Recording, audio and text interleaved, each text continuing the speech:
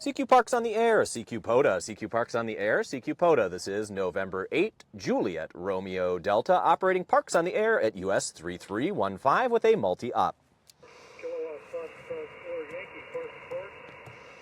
Kilowatt Foxtrot for Yankee. Good afternoon, Rich. Very good. We have you a 5-9 into the park here, US 3315, QSL. Roger that. I got you 5-9 into Uniform Sierra 1877 in Florida. Okay, copy that. I had you as a dupe, but I see you moved to a new park, so 5-9 both ways, and good to have you in the log for the second time today. Roger that. Well, thank you for the park, and hope you all have a great time. I got all your calls and your park. Okay, we'll mark all three down. Thank you for the call in 73. 73. He didn't want to talk to you guys. Sorry. You're welcome. Okay. November 8, Japan Radio Delta. November 8, Juliet Romeo Delta, operating POTA, CQ POTA, CQ POTA at US 3315 with a multi-op. I'm always surprised. Some people just like to buzz through the multi-op and they're like, "We've already got all your calls. See you later." It's kind of cheating. I don't know if I love it. I hate it all. For me to even be involved with the multi-op is gonna cause a stir. Okay. CQ Parks on the air, CQ POTA. CQ Parks on the air, CQ POTA. Welcome to Everyday Ham, where ham radio meets the real world. Get ready for casual chats, real stories, and a bit of everything else. Perfect for every ham and wannabe ham. All right, everyone. Welcome to today's episode of Everyday Ham, episode 6. It is finally summer in Michigan, so it's probably hot where we're sitting here, especially Rory, because he had to close all his windows for this fine, crisp audio that you're seeing here. Before we begin, just a quick reminder, you can find our website at everydayham.com. Our Instagram is Everyday Ham Podcast, and our YouTube channel, if you're interested in watching the podcast versus listening, as well as checking out some of our special mic check episodes, is at Everyday Ham. With that, I am James, KAJKU, joined here by Jim, N8JRD, as well as Rory, W8KNX. So how you guys doing today? Good evening. I also want to mention, did you mention the Discord? Did we mention the Discord? We have a growing community on Discord. Thank you. A lot of folks coming up there. We're having a couple good discussions. It's a slow start, but it's a good time, and we want to make sure we shout out our local friend Shane, KF8BWN, who's come on board as the pod mod, I think is what I called his role on the thing, because I'm a dork that way. I think it was good to have Shane come on, and he's been good at helping foster some of the communication and conversation. Yes. And speaking of Discord, real quick, shout out to Jason KF8EHX, who passed his general recently. He's been active on the Discord. Congratulations, Jason. Yep. And with that, Rory, what has been going on in your ham radio life this last couple days? Well, today was well. Let's rewind to Dayton. We were all at Dayton Hamvention, and we were. And I was noticing something weird with the All-Star connection back to the home repeater, that we were no longer hearing folks from home. We were hearing people on the node, but we were not hearing anyone actually on the repeater. But lo and behold, we found out that we lost the internet connection at the repeater, and our repeater is in a municipal water tower in our city, and the only way to get the internet there is using a cellular connection. So we had to figure that out. So we have a small team of folks that comprise of the technical committee in our club, and led by our chief engineer, Steve, N8AR, who is a extremely young 81-year-old fellow who's smarter than anyone you'll ever meet. We look to have him hopefully on here as a guest at some point. He has, that's right. We might have mentioned him before. He has literally has electronic components that are still floating around in space from his time working for various vendors back in as far back as the 60s. So it's very cool stories there. But anyway, so we had to make the time to get over to the repeater. Jim met Steve and I over there this morning, and we took the time to figure out what was going on. And it basically turned out that the antenna, okay, so you have to picture a water tower. It's pretty much a Faraday cage inside the water tower. It's all metal. All metal.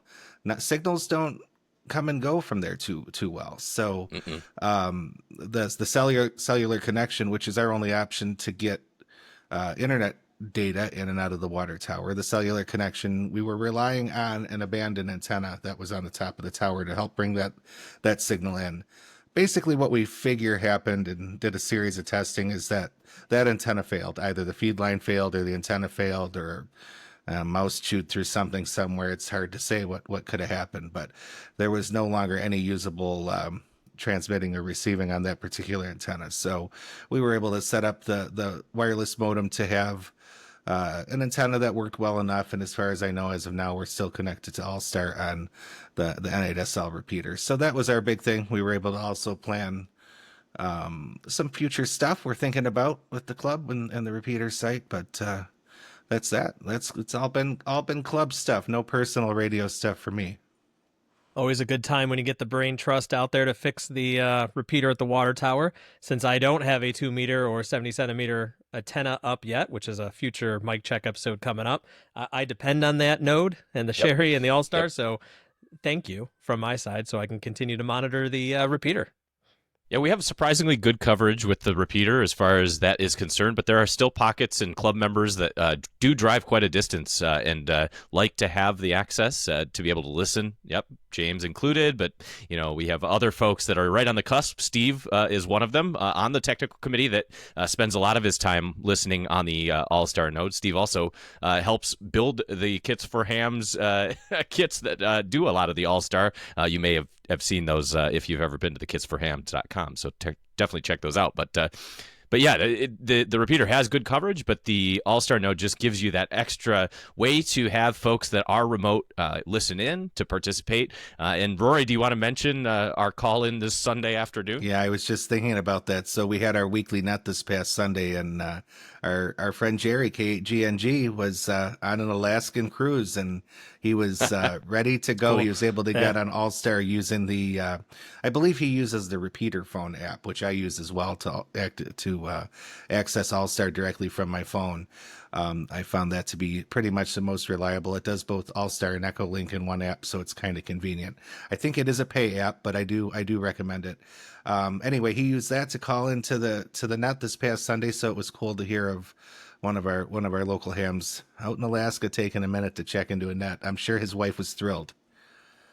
Yeah, and it's exactly the same way that we connected to it down at Dayton, right? We took the Starlink down, we had that set up, and that's actually where we first discovered that we were disconnected because we were making calls back into the South Lyon area and talking hamvention stuff with folks while we were down in the campground. So it was just really neat.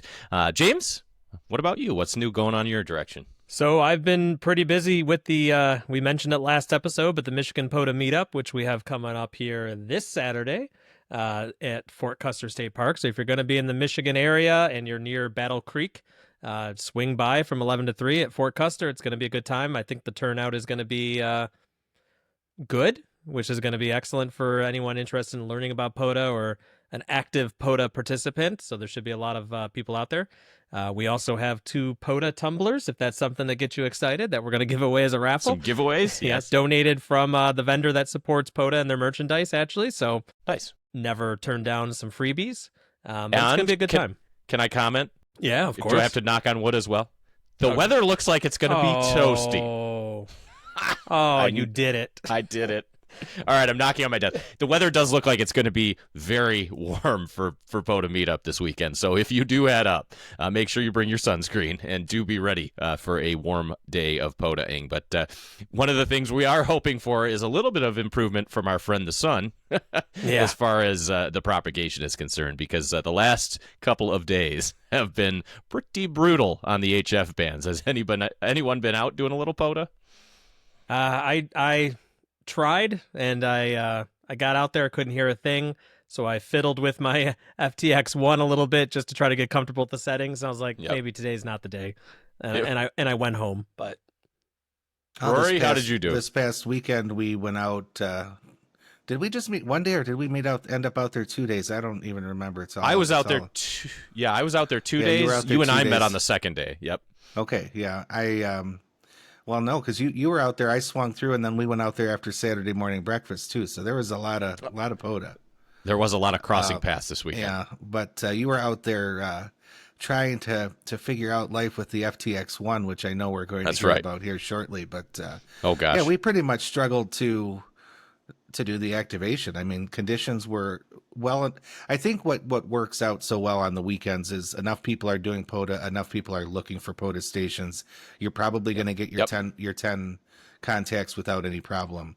But if you're out there on a weekday, and some of the people who activate a lot on the weekday, I've noticed on some of the Facebook groups, they've been struggling. It's hard to get the Yeah, 10 they have been. when you don't have a ton of people to look for. And if you're limited to one band, if for whatever reason, maybe you're just running a single ham stick, that's the only band you can use, you're struggling. You need to be able to move across the bands right now with the conditions the way they are. So it's been rough. I know it'll get better, but it's not impossible. I guess that's one of the things I always think about. I see these people post, "Oh, I struggled to get 10. Oh, did you try?" And I hate to say it that way, but it's to get 10, you can spin the dial and pretty much find someone to talk to that's that's eligible to put in your log to get 10 contacts. So If you I have always if you wonder have the about that. time, yeah, if you have the time and the will, you'll get your 10.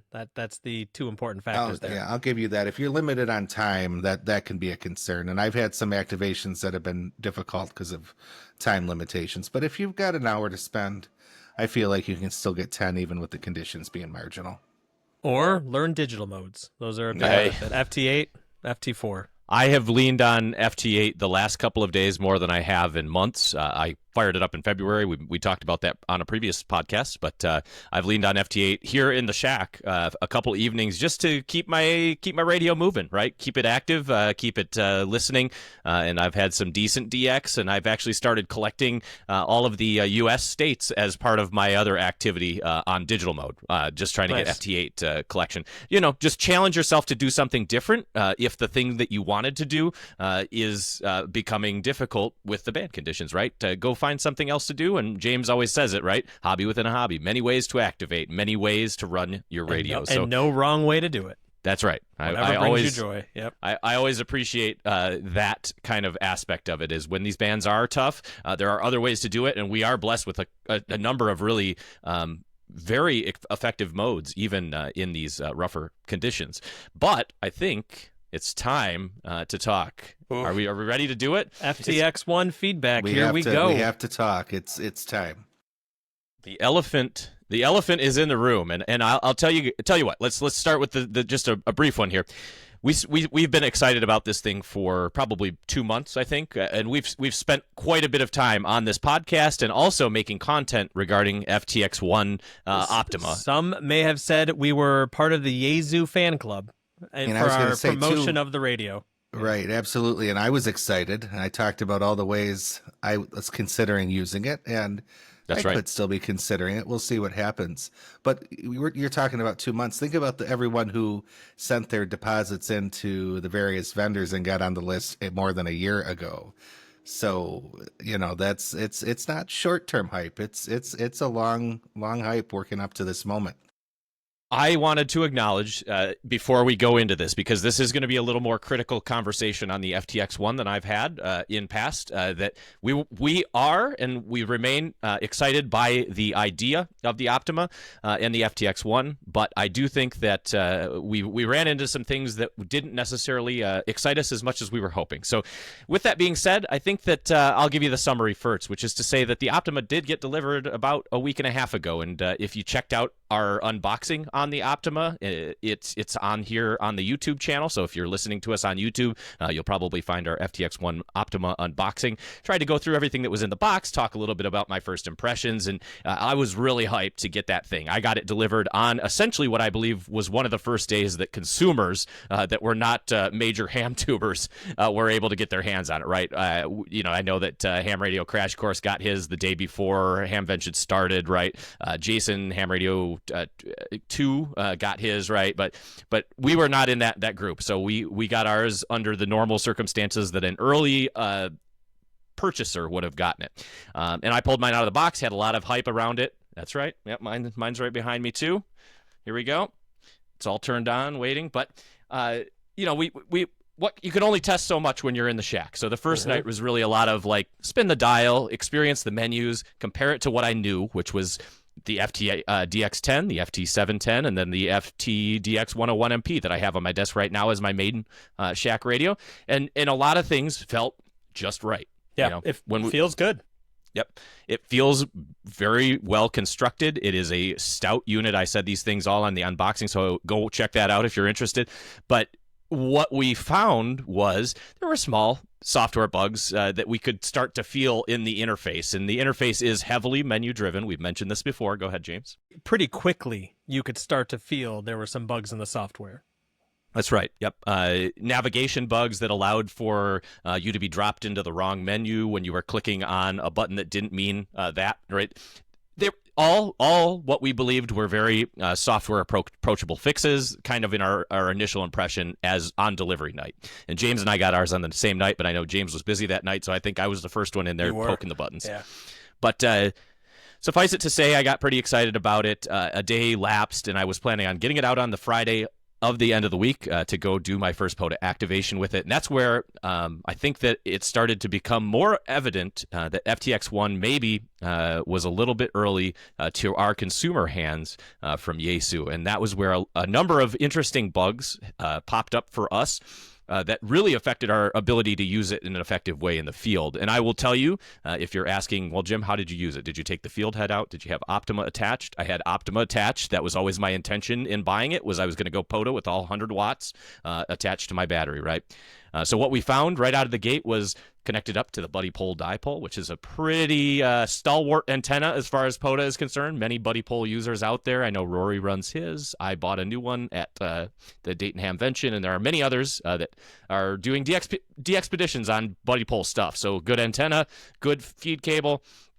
We found that there was some very strange behavior from the FTX1 Optima right out of the gate. And the major issue that I saw that I'll mention right out of the gate was the PTT would unkey as I started to talk or call POTA, right? So I would say CQ POTA, CQ POTA, CQ POTA. This is N8GRD from park number. And before I got done with those few words, it had dropped my voice as if I had let go of the PTT button, even though I am I grasp the PTT button pretty hard. I'm probably going to break a mic at some point. And so I knew there was something weird, but I thought, okay, possible antenna configuration. We'll check everything again. Got out of the truck, rechecked everything. Everything is very much in line. SWRs that are, very, very good 1.2, 1.3 SWRs.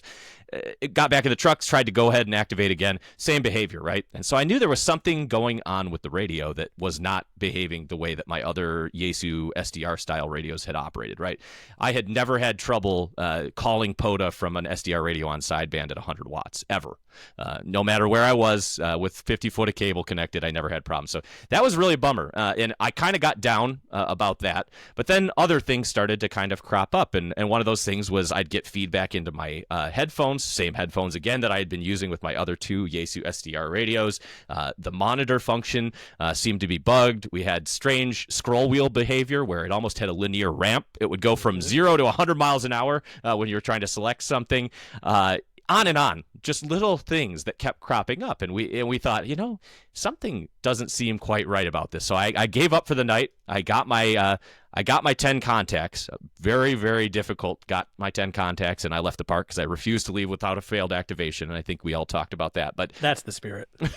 I did get my 10 contacts, but took it home, right? And frustrated with it, of course, because I was expecting to go out there and kill it the first night with the FTX1 Optima, and unfortunately I did not. And so I started typing up some notes on what we saw, and I started cross-referencing with the Facebook, which I know we've said before, Facebook not always the best source of information, but especially on brand new things like FTX Optima, which we don't have a lot of news group activity, we don't have a groups IO activity.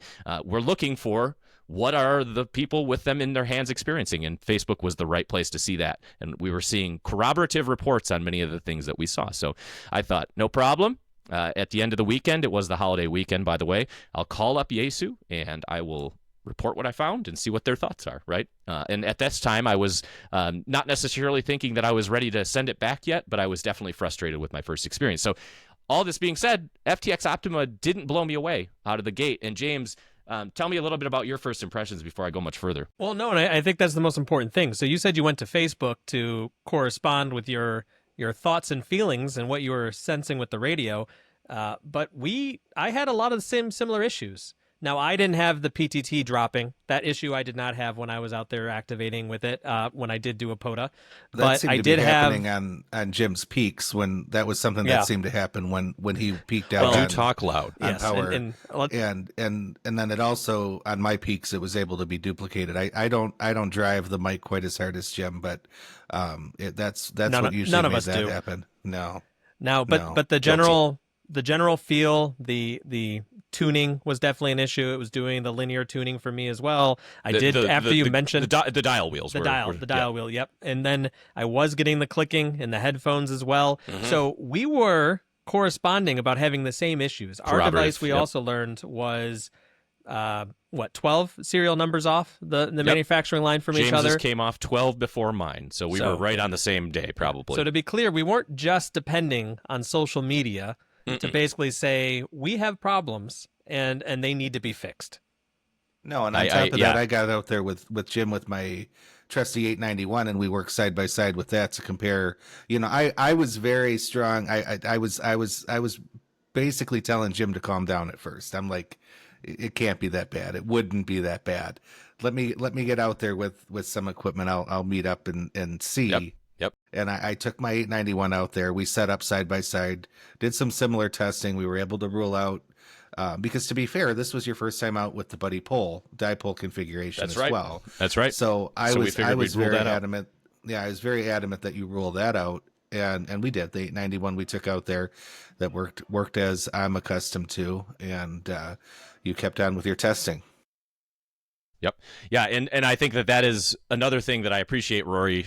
You brought a little bit of levity to the situation, a little bit of chill, because it is a big purchase for me. I did move a couple of radios to get this radio, to bring it kind of to you guys that listen, because I was really interested in the radio, but also wanted to talk about it on the podcast, right? So I was like, I got to get it, and so I made some decisions to move radios around to get this, and I was a little bit, I think, emotionally invested in it to an extent, and that did frustrate me that first night. So it was nice to have Rory come out and kind of get a second opinion on his, and I kind of just handed it to him, and I said, you tell me what you think. I'm going to stand back and let you operate it for a little bit, and we started to kind of see that it wasn't just me that was seeing some of this behavior. And the things that we were reading on Facebook corroborated with our thing. So suffice this all to say, I sent Yaesu, I spoke to a gentleman at Yaesu. His name is Roger Kerr, and he was a really nice gentleman.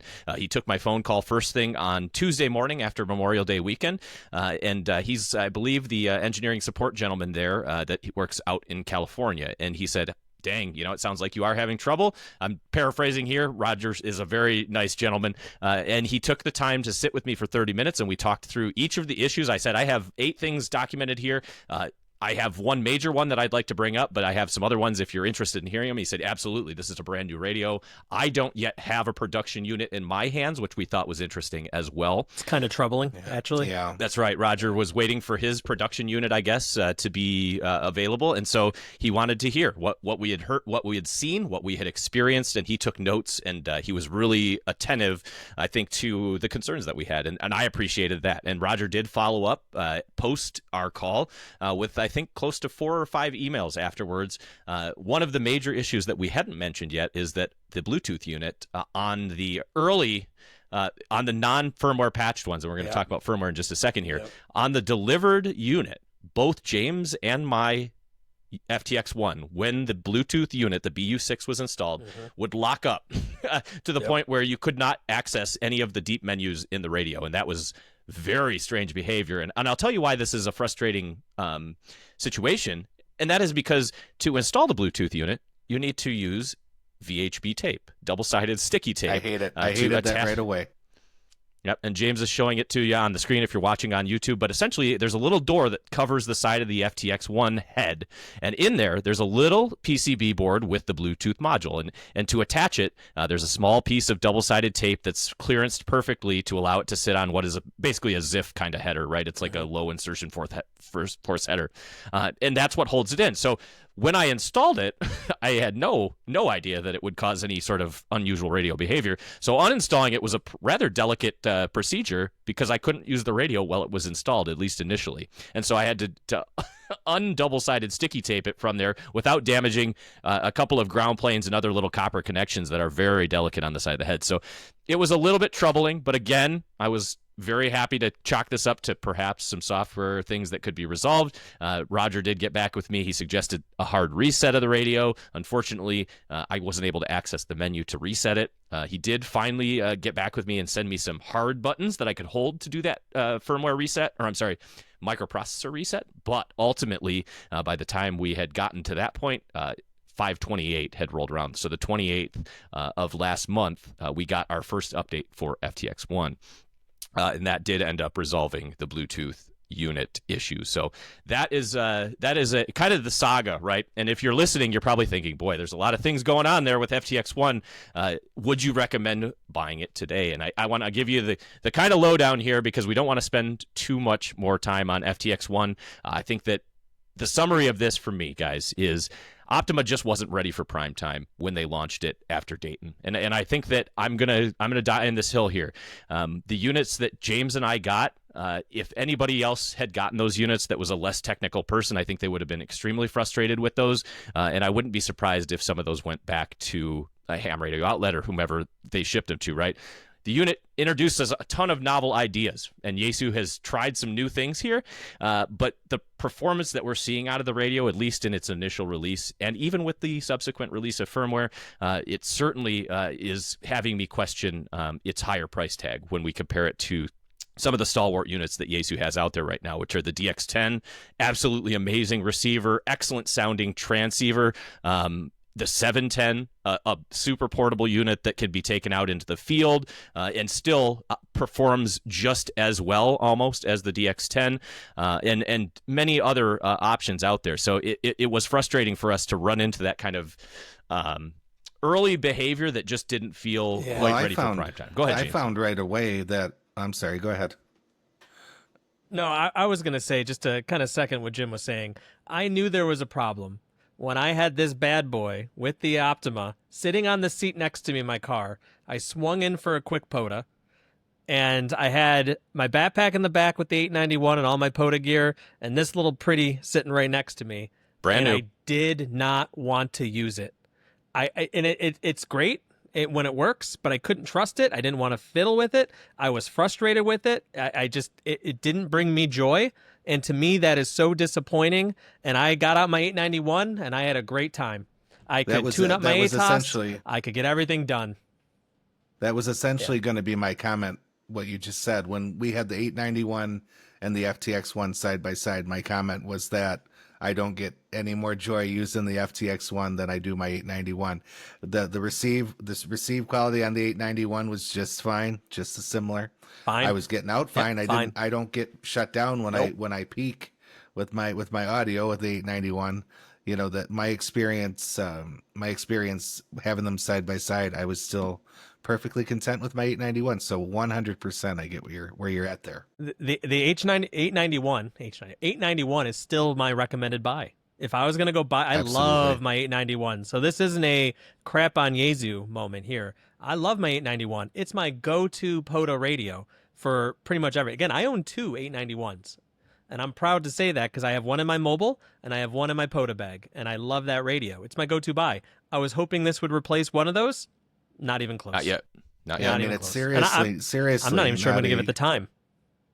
Yeah, seriously, not a crap on Yaesu thing. I guess we do want to make that clear. No, not at all. No. On was it Saturday, Jim? We were out there with Chris KT8CAT. He was doing his first POTA activation, and he had his very nice 710 out there, and brand new. He just got it at Dayton too. Brand new, and I think that was another moment, Jim. You kind of had a realization with the 710 next to the FTX1, what you were dealing with. Yeah, it's here's the there's two more things I'm going to say, but Rory just led into one that was very interesting for me. So the waterfall, which is much hyped on all of these SDR radios, right? We get a big color screen, and so we want to see on the band scope what is going on around us, right? And what I've generally learned, 891 doesn't get this. I I understand. have no use for a waterfall, but I'm a different type of person. Sorry, go ahead. I got it. So, but those folks that do appreciate the big color screen, the waterfall, right? When we get used to how that works, and right, the 101 MP, the DX10, the 710, I've got 3 radios. I've used them all a lot, and I have a very fine understanding of how you can tune up the waterfall. You can adjust the waterfall levels or the band scope levels so that you can start to see just a little bit of signal grass on the bottom of the display, and that's when you start to pick out those other important signals like POTA callouts or CQs or SSTV, anything that's across the band, right? That's how we pull those out. And what we noticed was, even on the 710, sitting right next to it in the same park on a comparable buddy pole antenna, right? We were jacking the FTX1's level gain up on the receiver well over 20 plus when we only needed +4, +5 on the 710. So it was really, really interesting for me to see them sitting next to one another and see that the band scope was not showing me the same kind of information, and that I felt like I was missing information on the brand new FTX1 that cost double the money as the 710, right? That for me was a damning moment. That for me, Heartbreaking. That does not make me feel very strongly about the receive capability of the FTX1. Now, we have to put a little perspective on this, right? When we talk about receive capability and we're talking about seeing things on the band scope, that does not necessarily translate rather into your experience talking sideband, working FT8, or sending CW, right? There's a good chance that those minute differences in the way that the data gets displayed are not going to affect your ability to run the radio when I'm calling out and listening with my ear. But if I want to see and take advantage of the tools that are being given to me on an SDR, including the band scope, it does need to work and it does need to be sensitive. And so I do wonder if we're going to see some additional tuning that happens around that band scope, if it is a bug issue or if there's something else going on. But it lands me on a very interesting point, which is today, late in the afternoon, Sherwing released their first score for the FTX1 Optima. They have the serial number posted, and the rank was 34 on the list. If you're familiar with the DX10, it is ranked number 2. If you're familiar with the FT-710, it is ranked number 3. And when we were hearing about FTX1 for the first time, Optima, we were being told that this was the same receiver or the same design as the DX10 and that we should expect comparable receive results. And I just think that whatever compromises needed to be made to allow for VHF and UHF in this combined radio situation, it has affected it in a way that is sort of disappointing to see. Now, I don't think that we need to hinge on Sherwing as the one and only, but it is an interesting data point that supports, again, something that I saw in the park with 2 radios sitting next to one another. So a lot of interesting stuff that we've learned, and we wanted to take some time tonight to basically say, we know we hyped this thing up. We were excited about it. We were fanboys. Yeah, we both were put our fanboys. money where our mouths were, right? I got $2,000 into this. James got $2,000 into his. I bought all the accessories to go on top of it because I wanted to get the full experience. And the answer is, at the end of the day, Optima didn't deliver what we were expecting at this price point. So let me ask you both a question. Do you feel it is salvageable? Meaning, are we talking about problems that can be solved through software updates and firmware in the future? Or are we talking about catastrophic hardware issues that make this a do not buy ever? I would guess I'll give Rory. that I would guess there's going to be a hardware improvement and probably a second. How do they do it? Add a D at the end of a Gen 2? A Gen 2 of some sort. Add a FTX1D. letter to it, make something. And I was ready. You guys know I didn't buy it because it is a significant purchase. I don't quite have a need for it right now, but it was going to be the purchase. I was happy about the size. I was happy about the flexibility. I was happy about all the things that it offered. I was happy that it was supposed to be in the class of the DX10. So, I did start filling an envelope of a little bit of savings to That's right. start preparing to buy that probably, maybe within a couple months, but that I don't believe will be the answer. So we'll see what they do. I mean, they did the first firmware release did put a Band-Aid on a lot of things, made it more functional. And I think they have so much development time and hours in it that I'm sure that they're looking to make it be what they were hoping it was going to be. Because to have a huge flop with that much development, I shouldn't even say that, because I don't want to declare it a huge flop. That's probably, it's not a flop yet. Yeah, that's probably not wise to have such a struggled beyond the struggle bus. Okay, I don't know what to call it. I'm not coming up with it. It felt like a beta product. That's right. right. They put out a product that's beta that was not ready for production. We are beta testers for this product, and I'm not also making fun of Shegu or Yaesu, or however you pronounce the manufacturer's name. Sorry for mispronouncing it, but You're talking about like the X6100 or the G90. They're kind of known to put out products that are maybe immature into the market, and then they refine it over time. That tends to be one of their strategies. It felt like that strategy when I got this in my hands and I started to work on it. And the fact that they also released, this is pure speculation, the fact that they're able to release firmware updates that quickly, either they have engineers working overtime to resolve a lot of these issues, and they have units that they're testing and they're doing revisions and all those things that have to happen, or they maybe knew some of these issues were there and that they were working on them to get a release out there and get them fixed. Because some of these issues, I find it hard to believe that they didn't find it in quality testing, to be dead honest. Like that was a big module. conversation. That was a big conversation we had with a lot of our friends, is where was the true QA? We happened to have it was good weather on the Saturday of release, I think, and a few of us went and grabbed a beer in town here and kind of told stories and shared our experiences again. Shared the experiences as hams do.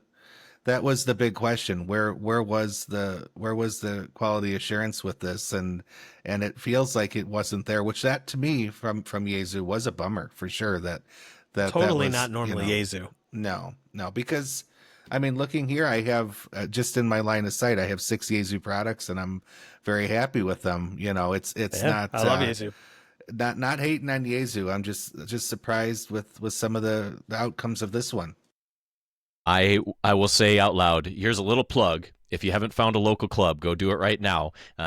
What Rory said was actually really important. So coming off of our testing, what we did is we took our feedback back, met with some of our club members. One of the gentlemen is an RF engineer, one that worked in the RF space for a long time. In fact, close to retiring at this point, I believe, if not already. And we kind of gave him some details, and he said, boy, I do think that it sounds like it was rushed, right? And that there are issues that may be hardware related that need smoothing with software, but may long-term need hardware resolutions. And that, for me, is a scary comment to hear when we have a radio that we know can be hardware or software updated, right? Firmware can do a lot to make this radio a better radio. But if there are intrinsic design problems with some of the things that we've found, and we're simply smoothing them by changing the way the software behaves, that for me is a bit more worrisome. And let's not fearmonger here, but to simply say that some of the feedback we gave had that sort of reply, that was worrisome for me. And I will tell you, out of the gate, like I said, there is a new firmware out. James and I both have flashed it. There are folks that have received this that are still running on the original firmware. We absolutely encourage you to put the 52825 firmware on your FTX1 Optima if you have it in your hands. It is a better firmware. There are better behaviors around many of the things that we've talked about tonight, and you are holding your Optima back if you don't run that firmware. So definitely encourage you to do that. I've already heard a couple of folks that have bought them that have said, I'm not comfortable doing firmware updates myself. I would like somebody to help me through it. And that worries me too, right? You've got brand new units out in the field running the beta firmware, essentially, and those folks may not feel comfortable with the extended firmware update process. And this one was a little more involved because you did need to update the bootloader before you updated the main and the disk firmware. So very, very tumultuous first 2 weeks with my FTX1 Optima. It right now for me is a wait and see. So if you have been listening and you were waiting for us to say go out and get it, it's a wait and see for us, guys. I think that I'm stuck with mine for the time being. There is a future where perhaps I go back to a DX10 because I just find that radio to be a super excellent radio, even in the field if it's a little heavier. But we are going to continue to research and feel out what it does, what those firmwares do, we'll bring that information to you. But we had to take some time to follow up on FTX1, and it is a wait and see. I think from all three of us here on the Everyday Ham podcast. Yep, I would say that's pretty agreed from my side. Yep, absolutely. All right, guys. Any Jim, before we move on, any glaring positives? What were some surprises? I know we had when we were playing with it on Saturday, your battery consumption was a definite plus. It was very low. 100%. She sips power. That I could tell you that. So especially listening, you're getting maybe 3/4 of an amp listening with the big color display on and running, right? If I compare that to my DX10, for example, we were close to 2 amps while we were simply listening without transmission. So it absolutely sips power. I mean, it does some of the things it set out to do, which is be a unit that can go out in the field and run on more limited battery setups. But aside from that, there may be some other things that we have to keep in the back of our head, right? It does not tune ATOS 120 through the Optima yet. There has been acknowledgement via Yaesu that was not intended, at least initially, but they do plan on adding it in the future. And the interesting part about that, again, is Optima can be tuned manually with the buttons through the Optima, but you can't find the right SWR automatically yet through Optima, which is very strange. Same with the That APRS, one made right? no sense to me. Same with APRS, right? I'm a big APRS nut. You guys know it. I bought the FGPS 5 simply to play with APRS, and we heard initially that there was no way to send messages back, right? And somebody, I believe it was K4MAC, that gentleman did a video on it and got a reply from the VP of Yaesu saying that they should have acknowledged that APRS was not fully developed in the initial release. And that kind of answer from Yaesu at a high level is exactly what we're saying, right? If we're going to put it in the marketing material and we're going to sell you guys a very expensive product, we need to be clear on what's coming, what's partially done, and what is going to be done in the future, like Wires X, right? Yeah, so, just be transparent. That's all. That's really all we ask. It's understand that maybe you're going to put out a product that has some features coming in the future. QMX was maybe one where they were talking about maybe it'll have SSB in the future. That's and right. Do some voice and operation. they did bring it. Yep. People loved it though. They were still buying it. At least there was the hope of the future. Like, you're being honest. I'm still going to buy it for its core function. This is maybe a nice to have in the future. Just be honest. But I will say, maybe before we transition here as well, Yaesu, if for some reason you are listening to this podcast, we'd love to have you on the podcast to talk more about it and maybe what your development plans are for the FTX1. Absolutely. Or a phone call, an email. Again, Roger was it Roger was the name of the tech? Roger, fantastic gentleman. Yeah, I was he was reading very the email responsive. train. Yeah, very nice guy. But let us know. We're more than welcome to have you on the podcast. I think that, there's always an opportunity to hear directly from Yaesu what is going on here, what their thoughts are, and whether or not some of the things that we saw are in the process of being resolved. But FTX1, guys, appreciate you all following us on this sort of journey with FTX1. If you have had an experience with one that was delivered early, put it down in the comments or let us know at our Everyday Ham podcast email if you're listening on one of the podcasts. We would love to hear what your experiences are, good or bad, because we would like to take some of that information and continue to compile a list of those experiences and things that corroborate our own experiences so that we can understand this radio much better than we do right now. But with that being said, James, I think you have one more. Yeah, I have maybe sad news. This is a company I only recently learned how to pronounce the name of, but SteppIR is announcing that they are going to be leaving the amateur radio consumer market. And I think, Rory, I learned from you. I'll fully admit, I called it SteppIR. I also did. So does everybody else. Yep. Okay, so this is why you need a Rory in your lives. I don't know that anyone really needs that, but that comes with a lot of cost. But it's just one of those things that caught my attention some years ago that I hear people calling it by two different pronunciations, and I don't like things like that. So I like to get to the bottom of it. So you pick up the phone and you call the company and you find out what they're called. Are you calling them now? Yeah, but I'm not good at things, so we have to do it again. So I'm calling them now. Let's see what this is. Thank you for calling SteppIR Communication Systems.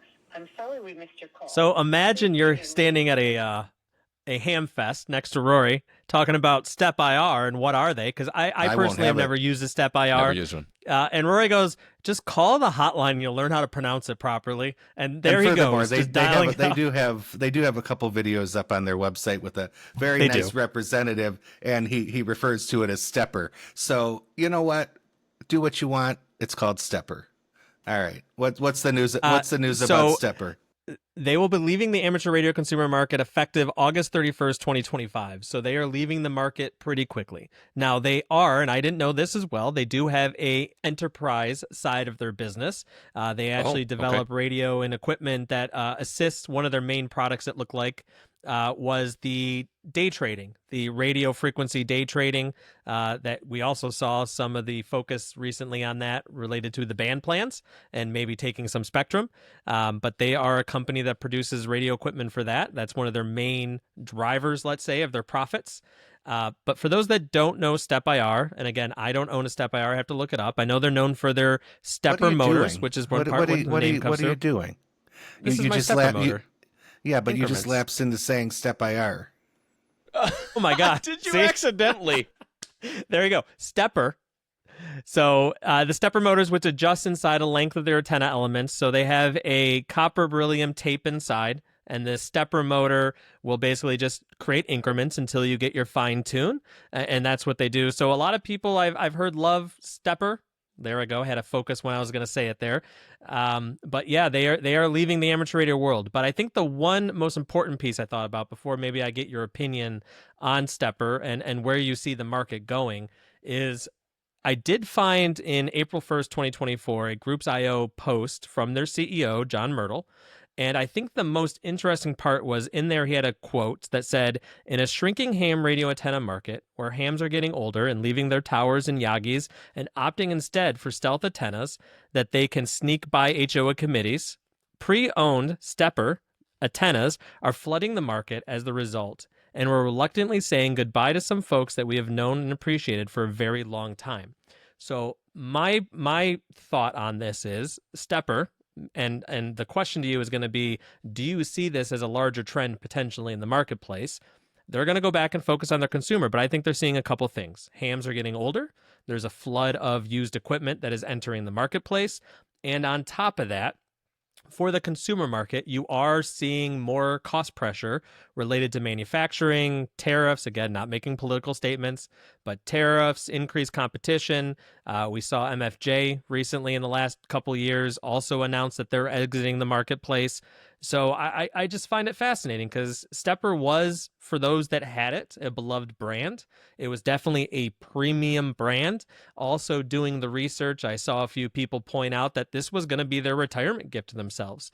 They were excited to maybe even go purchase a SteppIR antenna and put it up at their home and use that as their base station. So again, I'm curious what you guys are feeling about this. Yeah, I think that the SteppIR product itself was actually an extremely novel concept, right? When we think about how they employed the copper tape as an adjustable length antenna in a sort of automated way, right? It was a different approach to essentially what we do with kind of like a screwdriver antenna, right? The difference being with the extra length and the flexibility of the copper, right? You could make a much longer element, and that allowed you to resonate more signal outward. So it seems like a really novel concept, but we can acknowledge, again, and we've said this before in our last get-together, expensive product, right?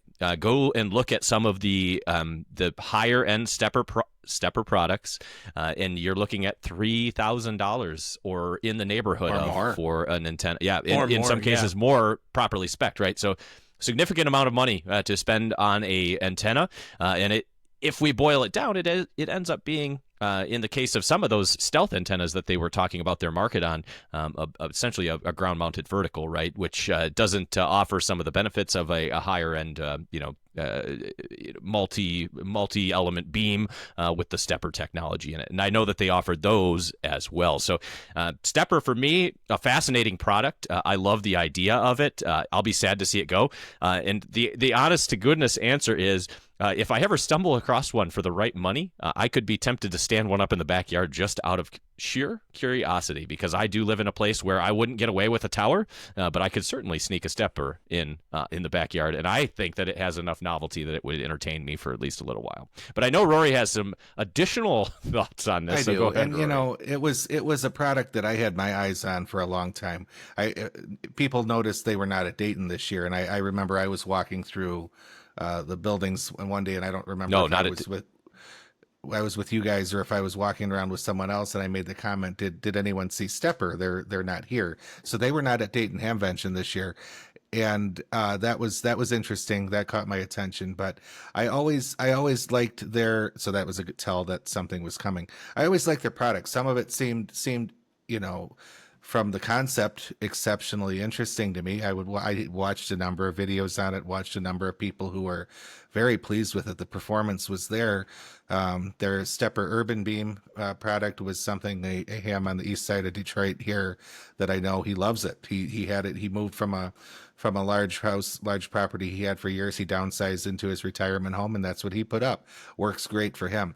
But what I have read, and there's a gentleman out east who does tower installations all over the country for ham radio operators. It's his business. He would not install one. He refused if someone ordered a SteppIR, because he at some point in his career was removing or having to go and try to do maintenance and repair on them, okay. And he was not interested in doing that at that point. He found that he gave the flat out recommendation: go buy yourself a regular old-fashioned beam and put it up on your tower.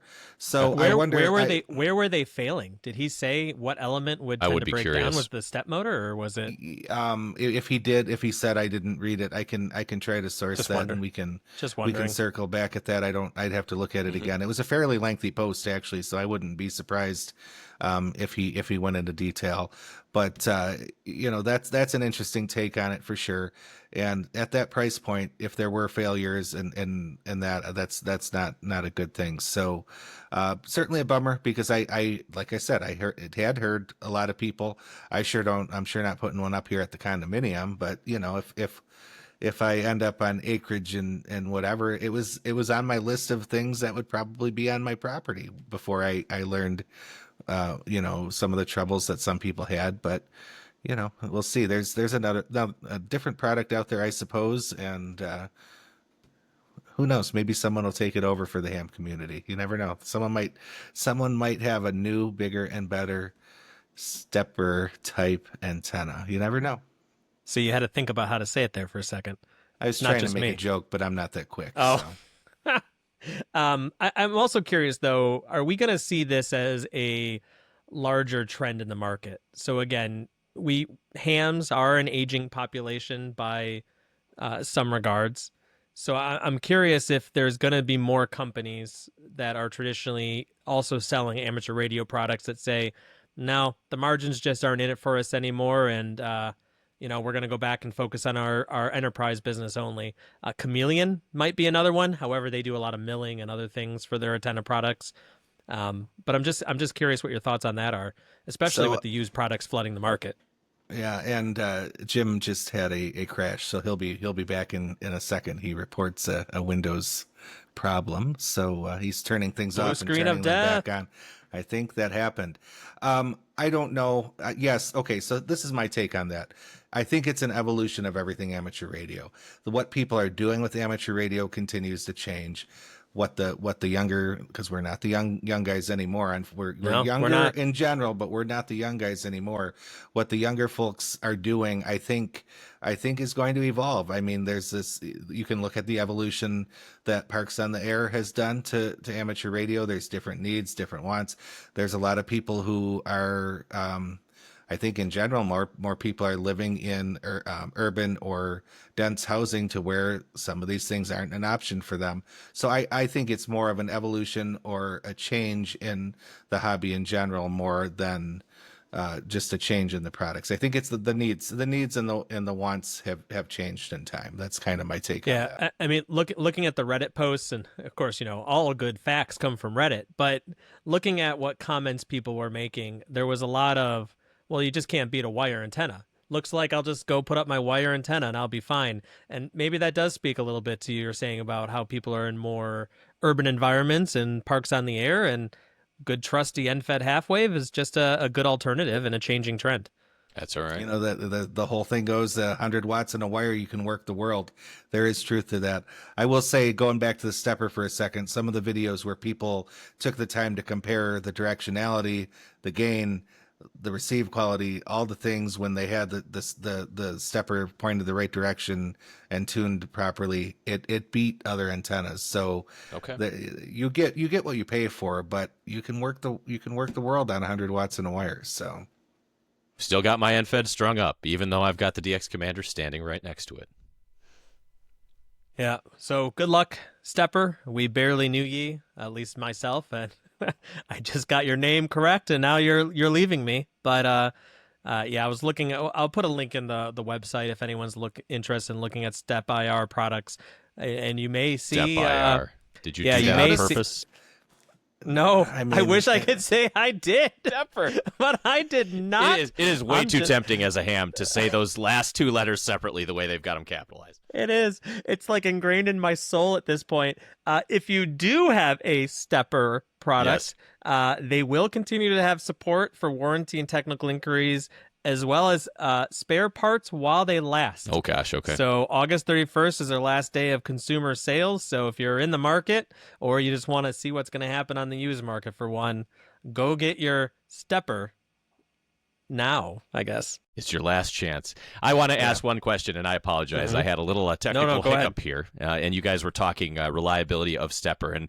And in learning a bit more about them before we talked tonight, I was looking at their mechanisms, right? And it is a very novel mechanism, right? It's a spool with that wind of antenna tape on it. It's a SteppIR motor, which we know has a reproducible distance traveled when we pulse it a number of times. So, like, does anybody here know how we actually get feedback to the SteppIR control? Is there an SWR reading that gets fed back into that SteppIR control, or is it simply like an old-time preset radio where we say at number of steps, extension of tape equals 33 feet, and therefore resonant on, right? So do we know any more about that? I would just be curious.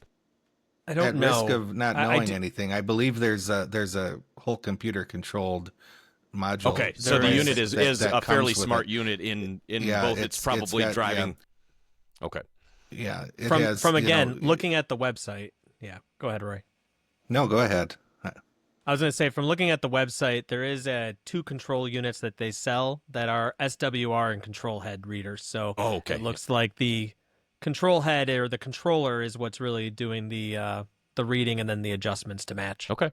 It is. It like I said, right when we started talking about SteppIR, I said I thought it was a novel That was product, and close. I love SteppIR. When we started talking about it, I thought it was a novel product. So it just makes me more interested in it, and that'll be definitely one of those things that I think, because they've said it themselves, these are going to continue to pop up, even on the used market.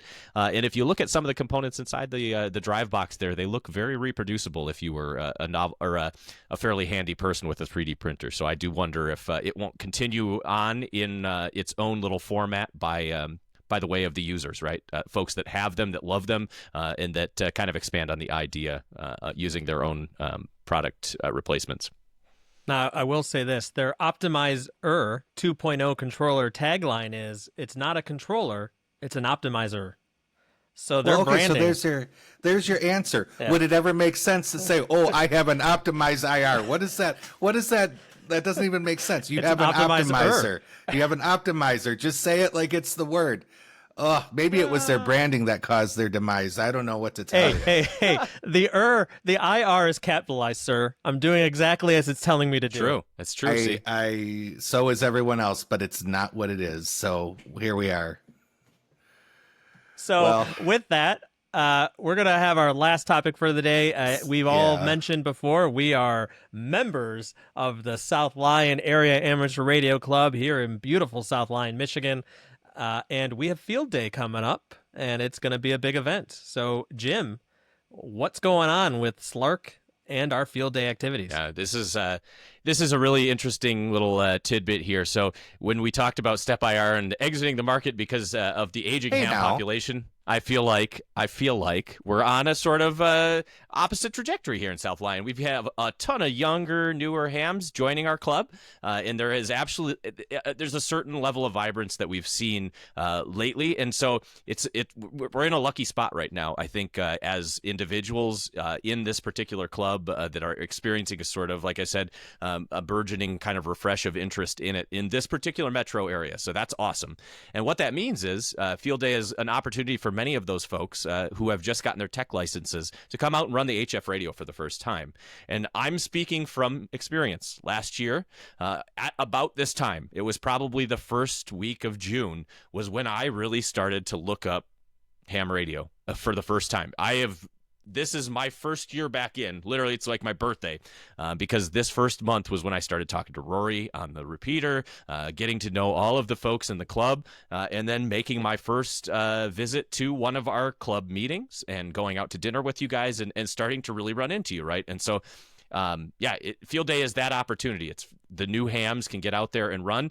Field Day is also an informal contest. It's also a picnic. It's also a way to know if you're ready to operate your radio in an emergency situation. It is many things, and it's not just one thing to any one person, right? So when we think about Field Day, think about what you're going out to get from Field Day, and there are going to be many activities that you can participate in. Some of them revolve around operating the radio, right, and being involved in the informal contest. Some of them might just be to go out and pick the brain of another ham radio tech that you are curious about, like how did they get into it? Or maybe you want to sit there and have a picnic lunch with everybody out there in the club and just get to know people before you dive headfirst into operating radio. So I encourage folks that are thinking about going out to Field Day, if you've never done it, go out and do it for your first time.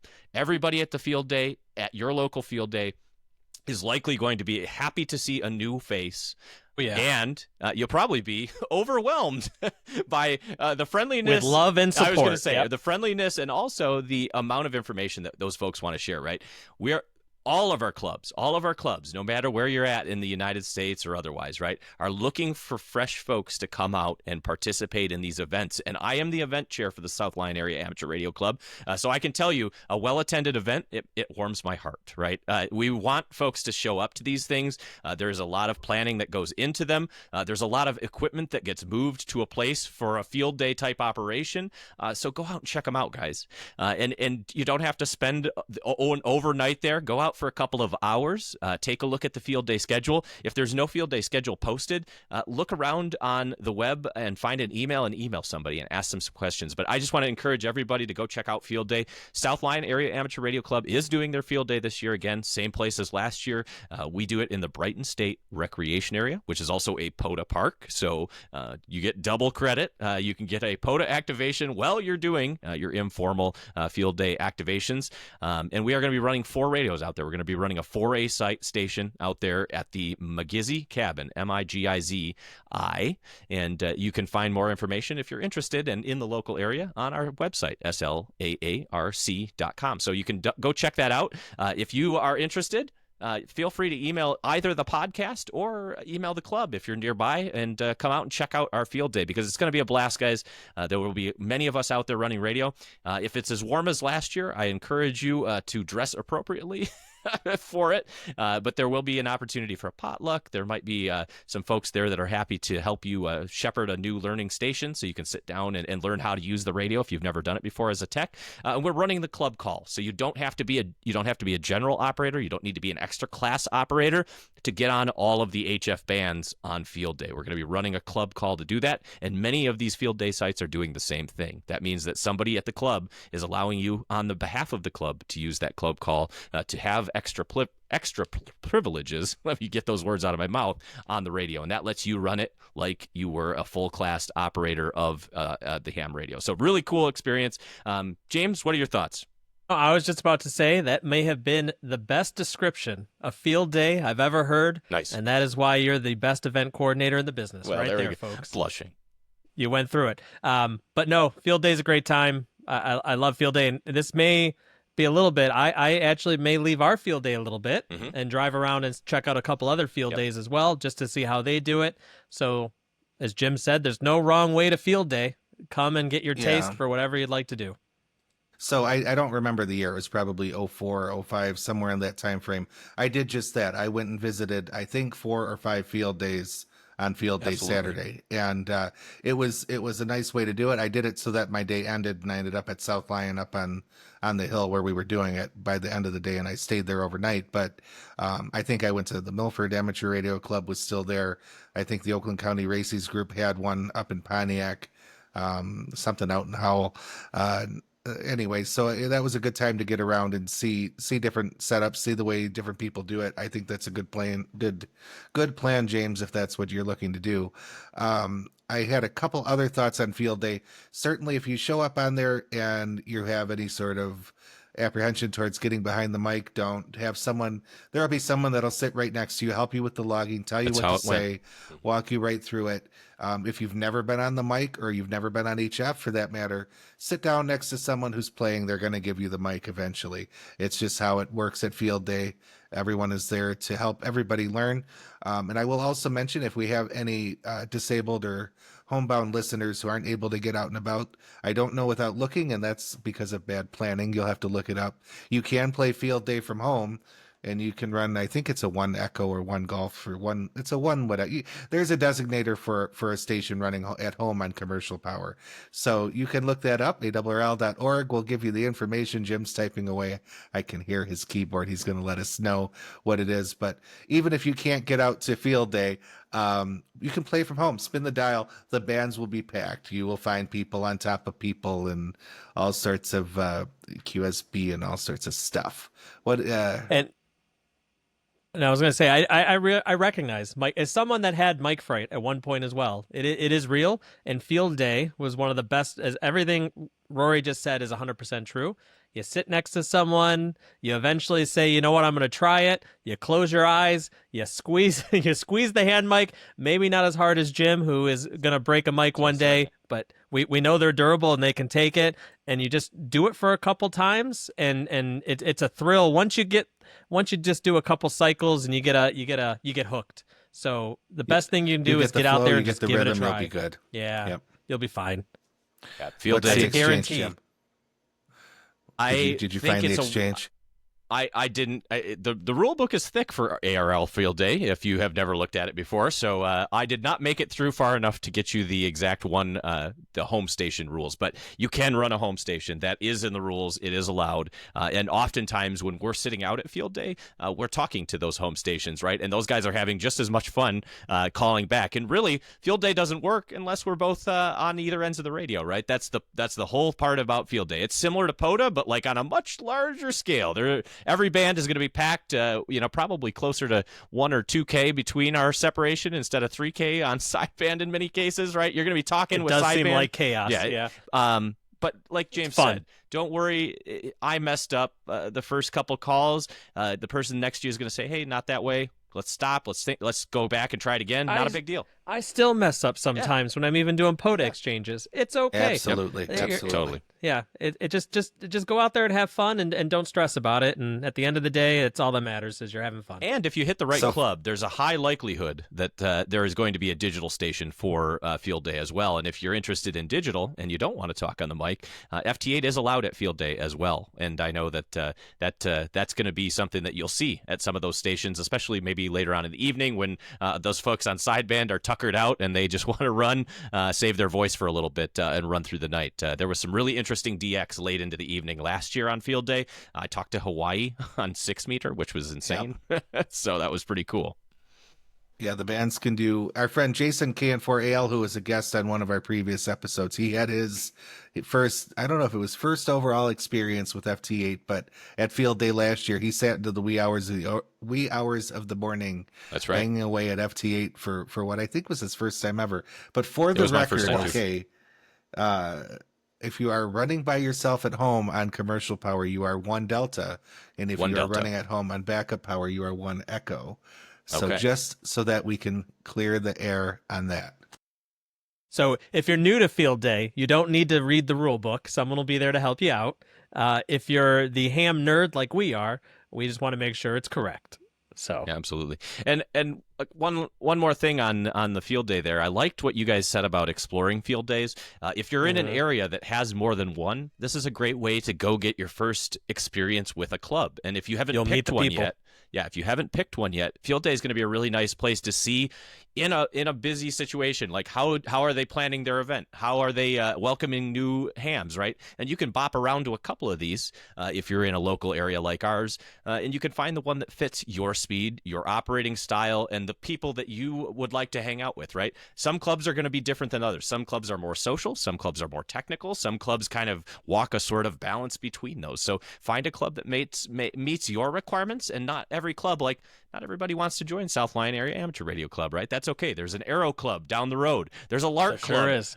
To the west of us, right? There's all kinds of There's a Lark There's a Club. Livonia There's Club. a Lark Club east and west of us, for that That's matter. right. That's Yeah. So go check out a couple of them, and I like that suggestion as a final kind of thought on Field Day. But get out there and check Field Day out. It is the last weekend of June, and it is going to be a fairly exciting little event. It starts on at Saturday, the 28th at 2, and it runs to Sunday at the same time. And on the ARRL website, there is a spot to find where clubs are hosting Field Day. So you can go out there and check out the map and find it. And maybe you can meet your Jim and Rory as well, your fellow ham companions. There you go. On this journey. Nice. they So can even with start that, a podcast. I love it. Yeah, we'll love it. We'll love the competition there. So with that, though, we are at time. So any closing remarks, Jim and Rory, from your side before we go through our spiel? Always a pleasure talking with you guys. I'll be completely nerdy. Let me be completely nerdy for a second. It is summer. It is going to be warmer. You're going out for your POTA activation. Make sure you have your water. Make sure you have everything you need to stay safe out in the sun. Sunburn's bad, even if it's cloudy. I sound like I'm nagging, but, that's life. Take water with you. And tick repellent. Tick repellent as well. Oh, if you're ticks gonna are be in a bad. wooded area. Ticks are bad this year, especially in our neck of the woods. So I'll leave you with that. I want to call out just a couple of folks that we dealt with between the last conversation we had with you guys and now. Sebastian again at Ham2K for Sebastian. There we go. Sebastian, we reached out to Sebastian, asked him to spiff up our Polo usernames with the Everyday Ham podcast. So if you see us on the Polo air, certainly say hello to us. We do have the Everyday Ham pig, and Sebastian, we could give him some credit there. I am repping. Thank you, Sebastian. Yeah, I'm repping Sebastian's Ham2K Polo sticker again. Still the top pick for us for Parks on the Air activating and general logging at this point. But just an excellent thing, and I did want to say that out loud. And we have been invited to a guest podcast here next week. So we're not going to let too much on about that yet, but do keep your eyes out. I guess there was a podcast here to the east of us who liked what they had seen, and we appreciated them reaching out and asking us if we'd like to have a little conversation. So we're making friends. There we go. Look at us. Yeah. So we're looking forward to that. We have gotten some other emails from folks interested in us talking about things on the podcast. If that's you, if you have a thing that you think would be interesting to share on the podcast, you would like us to consider that, feel free to send us an email. We are trying to be selective right now with the things that we do talk about so that it does engage you guys, the audience that are listening, but we believe that will continue to expand. So we're keeping our eyes and our ears and our minds open on those propositions whenever they come in. So I just wanted to thank all the folks that had taken some time to listen through these podcasts and say my 73s, guys. James, back to you for the... Yeah, so if you like talking about the FTX1, the SteppIR Field Day, please leave your comments either in the send us an email. If you're listening to the audio version, give us a comment and feedback there. Like and subscribe, of course, the standard saying. You can find us at everydayham.com. All our links to everything are located there. The audio version, the YouTube, the Discord, the Instagram. Join the Discord. Join the Discord. We are active and we are out there. So everydayham.com. Go out and find us. And thanks again, everyone. It's always a pleasure being with you. Absolutely. So with that, 73. 73, guys. Have a good evening. 73. Kilo Bravo 9, Whiskey Lima Foxtrot. Good afternoon, Carl. Thanks for the call today. You are 5-9 in the clear here in the park, US 3315. I have 2 more ops. All right, QSL, you're 5 and 6 in the clear. Hope you're having a good day, and we might have some rain down here in Florida. Okay. 73 and good luck. All right, Carl, this is Whiskey 8 Kilo November X-Ray 59 into the park. Watch out for that rain, over.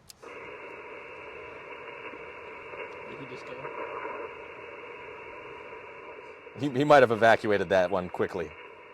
He was 73 and twist. Sorry, guys, that one was. I tried to say multi-op. Sometimes you do. Okay. Okay. This is November 8, Juliet Romeo Delta. We're going to call one more time here. Last call at US 3315 for the multi-op CQ POTA. CQ Parks on the air from US 3315 and November 8, Juliet Romeo Delta.